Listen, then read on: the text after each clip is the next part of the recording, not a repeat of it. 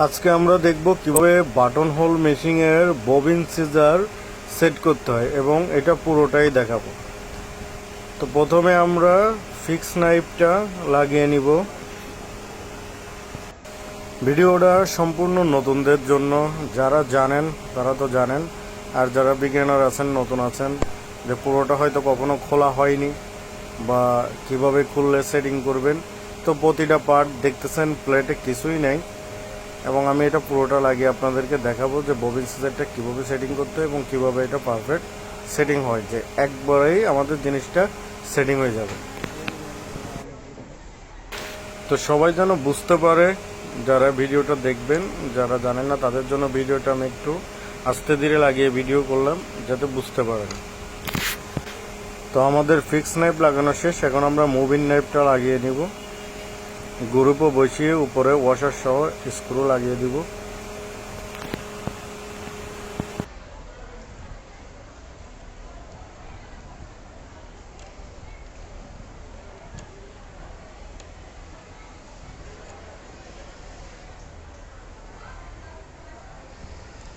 এখন আমরা লাগাবো মুভিং কানেক্টিং, যেটা আমাদের মুভিং নাইফটাকে মুভিং করাবে এবং নাইফটা পুরোটাই মারাবে, যেটা আমাদের সুতা কাটার জন্য যে কানেক্টিংটা আমাদের প্লেটের সাথে লাগানো থাকে সেটা আমরা এখন লাগাবো।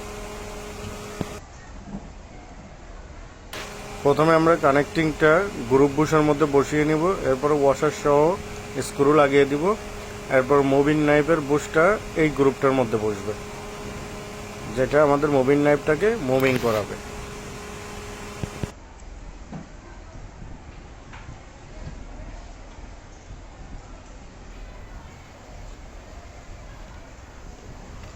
কানেক্টিংটা লাগানোর পরে আমরা চেক করব যেন মুভিং নাইফটা ইজিলি মুভিং করে, কোনোটাও বাঁচতে পারবে না এবং কোনো জাম থাকবে না, খুব ইজিভাবে মুভিং করবে। যখন ফিক্স নাইফের উপর দিয়ে যাবে তখন হালকা প্রেশার থাকবে, বেশি না, হালকা।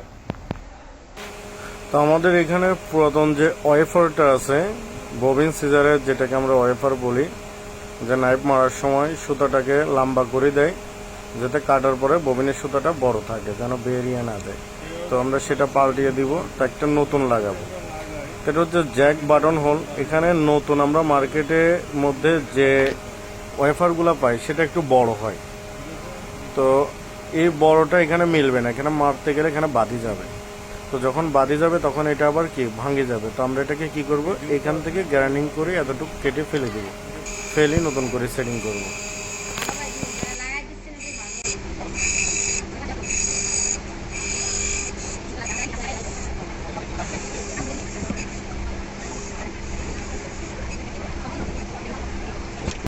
আমাদের ওয়েফারটা কাটা শেষ, তো এখন আমরা ওয়েফারটা লাগাবো। ওয়েফারটা হচ্ছে আমাদের যে মুভিং কানেক্টিংটা আছে ওটার সঙ্গে লাগবে, যেখানে আমাদের মুভিং নাইফের বুশটা যে গ্রুপে বসছে তার পাশে এখানে দুটো স্ক্রু আছে, এই দুটো স্ক্রু দিয়ে আমরা ওয়েফারটা লাগিয়ে নেব এবং ওয়েফারটা লাগানোর পর চেক করবো যেন ওয়েফারটা আমাদের এখানে মুভিং নাইফ বা ফিঙ্গার স্ক্রু কোনো কিছুর সঙ্গে যেন না বাজে। ওয়েফারটা বাজলে এটা ভেঙে যাবে।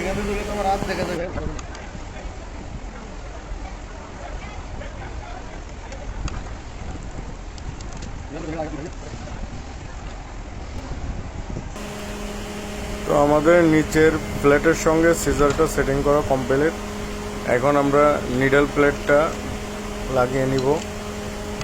আমি একটা নতুন প্লেট লাগাচ্ছি, একদম নিউ। দেখতে থাকেন, আশা করি ভালো লাগবে, শিখতে পারবেন এবং ভিডিওগুলোকে সাপোর্ট করবেন, কারণ আমরা মেকানিক একজনের জন্যই। আমি আপনাদের থেকে শিখবো, আপনারা কিছু না জানলে আমি যদি জানা থাকে আমার ভিডিও দেখে শিখবেন। আমরা এরকমই একজনের সঙ্গে শেয়ার করে কাজ করবো, এটাই মেকানিকের নিয়ম। তো অবশ্যই ভিডিওগুলো দেখবেন, পাশে থাকবেন, সাপোর্ট দিবেন, কারণ কষ্ট করে ভিডিওটা বানাই আপনাদের জন্য। আপনারা দেখলে যদি ভালো লাগে তাহলে ভিডিও আরও বানাতে ইচ্ছা করবে, যে আমি আরও ভিডিও বানাই, আরও কিছু দেখাই।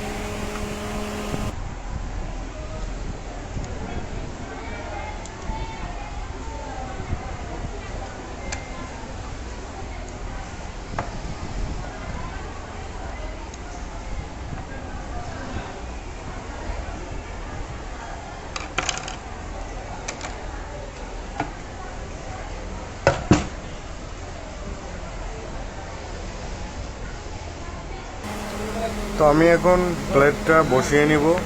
প্লেটটা বসিয়ে আগে কানেক্টিং যে স্ক্রুটা আছে, বুশ কানেক্টিং স্ক্রু, এইটার সঙ্গে আমাদের প্লেটের কানেক্টিংয়ের সঙ্গে যেটা স্ক্রুটা, কলার স্ক্রু যেটা অ্যাটাচ করে, অ্যাটাচমেন্ট স্ক্রু থাকে, আমরা সেটাকে আগে লাগিয়ে নিব। একদম খুবই ইজি একটা ব্যাপার। যারা জানেন তারা তো জানেন, যারা জানেন না তারা এটা থেকে আশা করি জিনিসটা, ববিন সিজারটা বুঝতে পারবেন। আশা করি ববিন সিজার নিয়ে আর এত সমস্যা পড়তে হবে না। তো আমাদের নিচের সিজার সেটিং সহ নিচের কানেক্টিং সহ লাগানো হয়ে গেছে। এখন আমরা প্লেট স্ক্রুটা লাগিয়ে নিব। প্লেট স্ক্রুগুলো লাগিয়ে নিডল পজিশন করে আমরা প্লেটটা বসাবো, যেন আমাদের নিডল প্লেটের সাথে কোথাও নিডলটা না বাজে।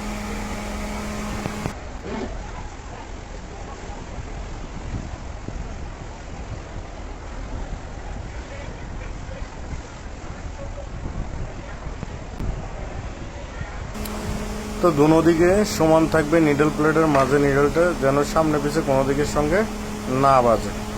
এভাবে করে আমরা প্লেটটা অ্যাডজাস্ট করব।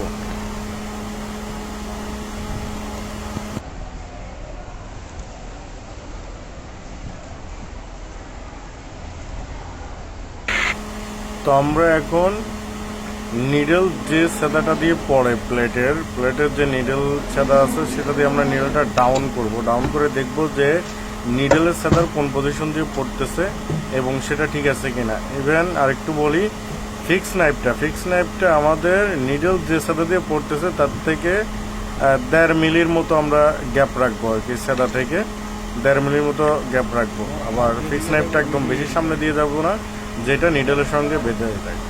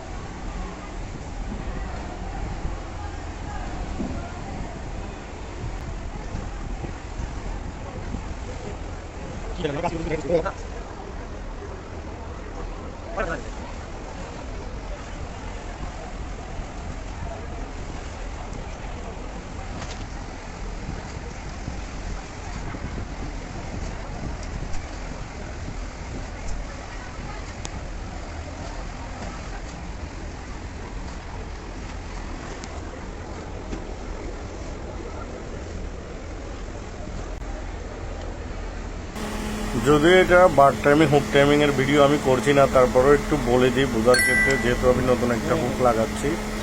তো দেখুন, নিডেল আমাদের টাইমিংটা হবে, হুকের টাইমিংটা হবে হচ্ছে, আমরা জানি যে নিডেল একবার ডাইনে একবার বামে পড়ে। তো আমাদের নিডেল যখন ডাইন সাইডে পড়ে, মানে হুকের থেকে দূরত্ব যে সাইড বেশি থাকবে সে সাইডে আমরা শর্ট টাইমিং করে দিব অটোমেটিক। বাম সাইডে স্ট্যান্ডার্ড পজিশন বা একটু লং টাইমিং হালকা সামান্য হয়ে যাবে।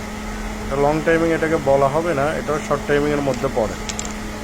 তো আমরা ডান সাইডে শর্ট টাইমিং করে দিব। শর্ট টাইমিং করলে অটোমেটিকলি বাম সাইডে স্ট্যান্ডার্ড পজিশনের টাইমিংটা হয়ে যাবে।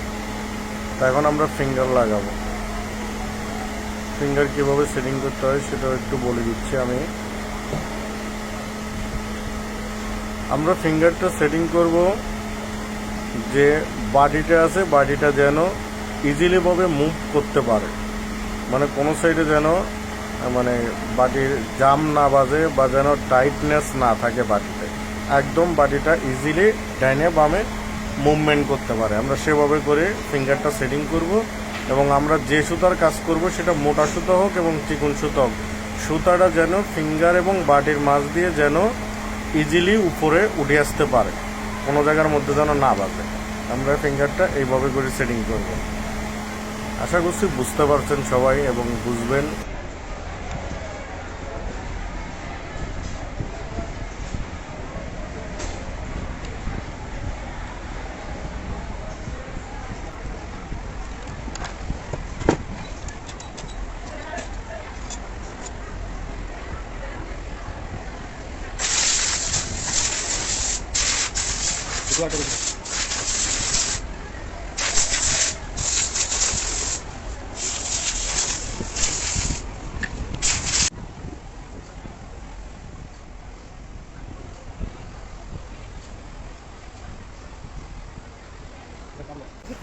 তো এখন আমরা সুইং করে দেখবো যে কি অবস্থা মেশিনের। তো দেখুন ঠিক আছে, ববিনের সুতা কাটাও ঠিক আছে, বাট নিডেলের সিজার নাই, এজন্য নিডেলের সুতাটা কাটতেছে না। এখন যদি নিডেল সিজার লাগাই বা নিডেল সিজার সেটিংটা দেখাইতে যায় তাহলে ভিডিওটা আরও অনেক বড় হয়ে যাবে। আমি নিডেল সিজারটা অন্য একটা ভিডিওতে দেখাবো, কিন্তু দেখুন আমাদের ববিনের সিজারটা একদম পারফেক্ট আছে। তো এটা হচ্ছে আজকের ভিডিও। সবার কাছ থেকে সাপোর্ট ও ভালোবাসা আশা করছি।